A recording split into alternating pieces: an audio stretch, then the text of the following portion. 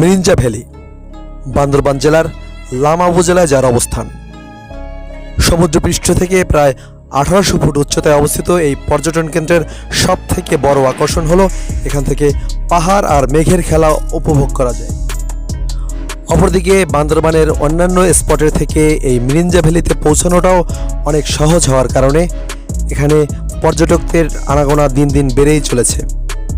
এখানে পৌঁছানোর জন্য ঢাকা থেকে আলীকদমগামী বাসে উঠে আলীকদমের আগেই মিরিঞ্জা বাজারে নেমে কিছুটা পথ পায়ে হেঁটেই চলে যাওয়া যায় এই মিরিঞ্জা ভ্যালিতে। আর যদি আলীকদমের বাসে যাবার সুযোগ না থাকে তবে দেশের যে কোনো জায়গা থেকে কক্সবাজারগামী বাসে করে চকরিয়া বাস টার্মিনালে নামতে হবে। সেখান থেকে লামা আলীকদমের পথে জিপ, চাঁদের গাড়ি, বাস বা সিএনজি চালিত অটোরিকশায় মিরিঞ্জা ভ্যালি যাওয়া যায়।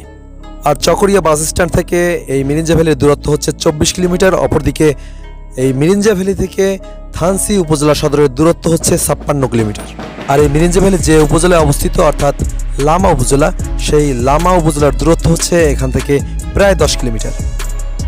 আর এখানে থাকার জন্য বিভিন্ন দামের বিভিন্ন ক্যাটাগরির 40টিরও বেশি কটেজ ও রিসোর্ট রয়েছে।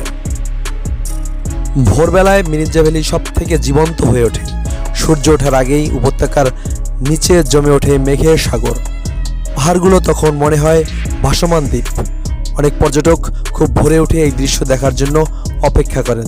তবে এই ভিডিও যখন ধারণ করা হয়েছে তখন শীতের মৌসুম হয়, ওভাবে মেঘের আনাগোনা দেখা যাচ্ছে না। অপরদিকে বিকেলবেলা এই ভ্যালির রূপ আবার বদলে যায়।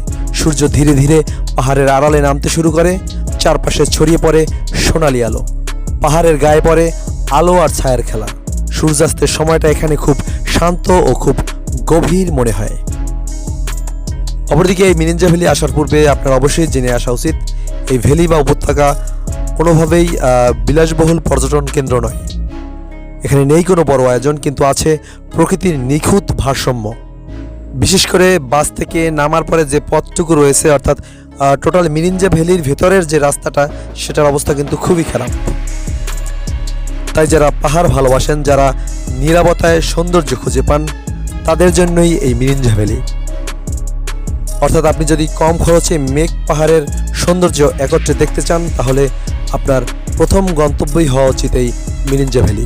অর্থাৎ আমার জানা মতে এত কম খরচে এবং এত সহজ গন্তব্যে বাংলাদেশের দ্বিতীয় কোনো স্পট আছে বলে আমার মনে হয় না।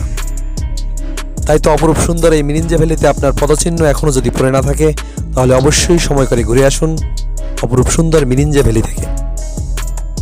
দেখা হবে, কথা হবে নতুন কোনো গন্তব্যে, নতুন কোনো ভিডিও নিয়ে। সে পর্যন্ত সকলে ভালো থাকুন, আর সম্ভব হলে প্লিজ আমার চ্যানেলটি সাবস্ক্রাইব করে আমার সাথে থাকুন।